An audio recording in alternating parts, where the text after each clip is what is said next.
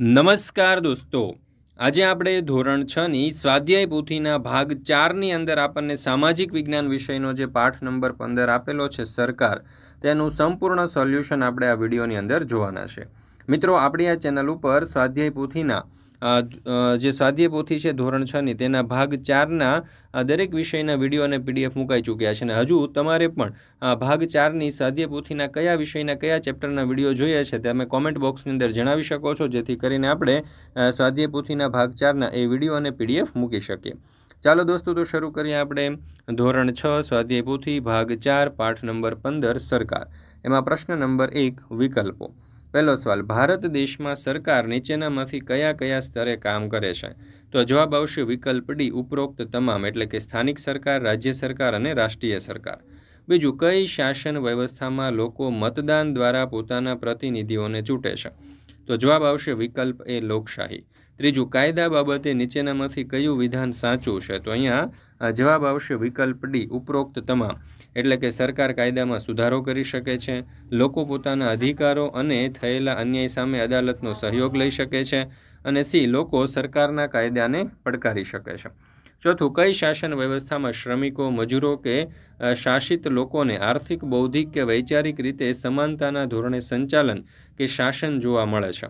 તો જવાબ આવશે વિકલ્પ બી, સામ્યવાદી વ્યવસ્થા. પાંચમું, નીચેનામાંથી કયું વિધાન રાજાશાહી સરકારને લાગુ પડે છે? તો જવાબ આવશે વિકલ્પ એ, આ પ્રકારના શાસનમાં શાસક તરીકે કોઈ એક વ્યક્તિ હોય છે. છઠ્ઠું, દુનિયાની સૌથી મોટી લોકશાહી ધરાવતો દેશ કયો છે? તો અહીંયા જવાબ આવશે વિકલ્પ સી, ભારત. સાતમું, સરકારના વિવિધ કાર્યો અંગેની જાણકારી આપણે શેમાંથી મેળવી શકીએ છીએ? તો જવાબ આવશે વિકલ્પ ડી, ઉપરોક્ત તમામ, ટીવી, મેગેઝિન અને દૈનિક પત્ર. આઠમું, આપણા દેશમાં ચૂંટાયેલી સરકારની મુદત સામાન્ય રીતે કેટલા વર્ષની હોય છે? તો જવાબ આવશે વિકલ્પ બી, 5 વર્ષની. મિત્રો, ધોરણ 6ની આ જે નવી સ્વાધ્યાય પોથી છે એ નવી સ્વાધ્યાય પોથીના ભાગ 4ની અંદર આપવામાં આવેલા સામાજિક વિજ્ઞાન સહિતના દરેક વિષયના દરેક ચેપ્ટર જે છે તેમની પીડીએફ અને તેમના વિડીયો આપણી ચેનલ ઉપર મુકાઈ ચૂક્યા છે. હવે તમે આ સ્વાધ્યાય પોથીના સોલ્યુશનની પીડીએફ તમારા વોટ્સઅપ પર પણ મંગાવી શકો છો. તો જરૂરથી અહીંયા જે નંબર આપેલો છે નંબર ઉપર કોન્ટેક્ટ કરી અને તમે મેળવી લેજો. આ ઉપરાંત આપણે એપ્લિકેશનનું નામ છે ઓશન કોચિંગ ક્લાસીસ. આ એપ્લિકેશન ડાઉનલોડ કરી અહીંયાથી પણ તમે આ સ્વાધ્યાય પોથીના સોલ્યુશનની પીડીએફનો અભ્યાસ કરી શકો છો. ત્યાર પછી છે પ્રશ્ન નંબર 2, નીચેની ખાલી જગ્યા પૂરો. એમાં પહેલું, યુએસમાં ખાલી જગ્યા પ્રકારની લોકશાહી વ્યવસ્થા છે? તો જવાબ આવશે પ્રમુખશાહી. બીજું, લોકશાહી સરકારમાં ખાલી જગ્યા જ સરકાર છે? તો લોકો. ત્રીજું, ભારતમાં ખાલી જગ્યા લોકશાહી છે? તો સંસદીય. ચોથું, વિશ્વમાં સામ્યવાદી વિચારધારાને ખાલી જગ્યા વિચારધારા તરીકે ઓળખવામાં આવે છે? તો જવાબ આવશે ડાબેરી. ત્યાર પછી છે પ્રશ્ન નંબર 3, અવિભાગની વિગતોને બ વિભાગની વિગતો સાથે બંધ બેસતા જોડકા જોડો. લાલ લાઇટ, તો એને જોડીશું આપણે વિકલ્પ ડી, થોભો સાથે. પીળી લાઇટને જોડીશું આપણે વિકલ્પ બી, તૈયાર રહો સાથે. લીલી લાઇટને જોડીશું આપણે વિકલ્પ સી, આગળ વધો. રાષ્ટ્રીય સરકારને આપણે જોડીશું વિકલ્પ ઈ, સમગ્ર દેશમાં કાર્યભાર સંભાળે છે. રાજાશાહી સરકારને જોડીશું વિકલ્પ એ, એક જ વ્યક્તિ શાસન કરે છે. ત્યાર પછી છે પ્રશ્ન નંબર 4, ખોટા શબ્દ છે કે એને વિધાન ફરીથી લખો. એમાં પહેલું, ગામ કે શહેરનો કાર્યભાર સ્થાનિક સરકાર કે રાષ્ટ્રીય સરકાર ચલાવે છે? તો સ્થાનિક સરકાર, એટલે રાષ્ટ્રીય ઉપર છેકો. રાજાશાહીમાં શાસક તરીકે 2 કે 1 વ્યક્તિ શાસન કરે છે? તો 1 વ્યક્તિ, એટલે 2 ઉપર છેકો. લોકશાહીમાં સરકાર પોતાના માટે કે લોકો માટે કાર્ય કરે છે? તો કે લોકો માટે, એટલે પોતાના ઉપર છેકો. ચોથું, દેશના સુચારુ વહીવટ માટે સરકાર 3 કે 5 સ્તરે કામ કરે છે? તો 3 સ્તરે કામ કરે છે. પાંચમું, વિશ્વમાં સામ્યવાદી વિચારધારાને લોકશાહી કે ડાબેરી વિચારધારા તરીકે ઓળખાય છે? તો આપણે અહીંયા ડાબેરી કહીશું, એટલે લોકશાહી ઉપર છેકો. ત્યાર પછી છે પ્રશ્ન નંબર 5, વર્ગીકરણ કરો. વ્યક્તિ કેન્દ્રી શાસન, સરખાપણાને વિશેષ મહત્વ, લોકો કેન્દ્રમાં, લોકો જ સરકાર, લાંબા ગાળે એકહથ્થુ શાસન, ડાબેરી વિચારધારા અને પદ વારસામાં. હવે રાજાશાહી સરકારમાં જોઈએ તો વ્યક્તિ કેન્દ્રી શાસન અને પદ વારસામાં મળે છે. લોકશાહી સરકારમાં લોકો કેન્દ્રમાં હોય છે અને લોકો જ સરકાર નિમે છે. સામ્યવાદી સરકારમાં જોઈએ તો સરખાપણાને વિશેષ મહત્વ, લાંબા ગાળે એકહથ્થુ શાસન અને ડાબેરી વિચારધારા. ત્યાર પછી છે પ્રશ્ન નંબર 6, નીચેના પ્રશ્નોના 1-2 વાક્યમાં જવાબ લખો. પેલું, લોકશાહી સરકારના મુખ્ય કાર્યો કયા કયા છે?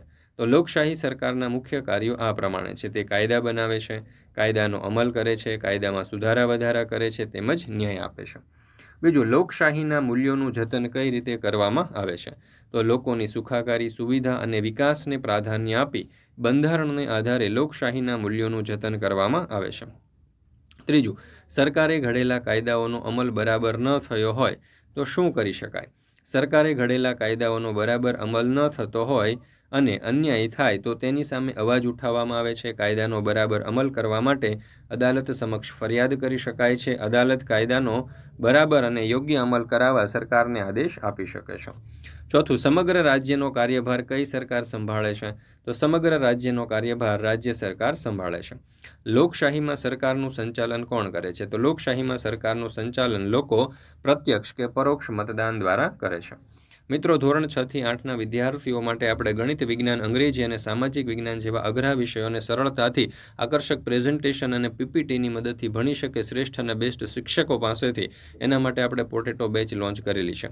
અહીંયા તમે recorded lecture, live doubt session, PDF, MCQ test, પ્રથમ અને દ્વિતીય સત્રાંત પરીક્ષાના પેપરની તૈયારી, વોટ્સઅપ સપોર્ટ વગેરે જેવી સુવિધાઓ છે તે પ્રાપ્ત કરી શકો છો. આખા વર્ષની ફી દોસ્તો માત્ર ને માત્ર 499 રૂપિયા છે અને મોબાઈલ નંબર છે 7046222254. આ નંબર ઉપર તમે કોન્ટેક્ટ કરી સંપર્ક કરી અને સોલ્યુશનની પીડીએફ મેળવી શકો છો અથવા તો આ કોર્સની અંદર જોઈન્ટ થઈ શકો છો. કોર્સ આપણી એપ્લિકેશન ઉપર ચાલશે. એપ્લિકેશનનું નામ છે ઓશન કોચિંગ ક્લાસીસ.